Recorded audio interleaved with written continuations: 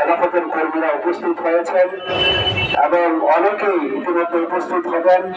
আমরা কুমিল্লা মহানগরের পক্ষ থেকে সকল সংগ্রামী খেলাফত কর্মীদেরকে জানাচ্ছি আন্তরিক শুভেচ্ছা এবং মোবারকবাদ। এই উপস্থিতি আমাদের 5 দফা দাবির মধ্যে প্রথম যে দাবিটা সেটা হচ্ছে জুলাই সনদের বাস্তবায়ন।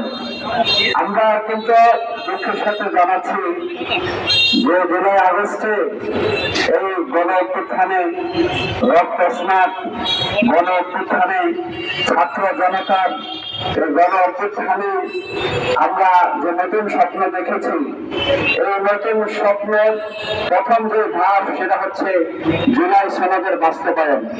কিন্তু আমরা অত্যন্ত আশাহত, বর্তমান বিপ্লবী ছাত্র জনতা যে সরকার প্রধানকে বসিয়েছে ডক্টর ইউনূস, আমরা মনে করি ছাত্র জনতার এই অভ্যুত্থান কাঙ্ক্ষিত যে আমরা ফলাফল আশা করেছি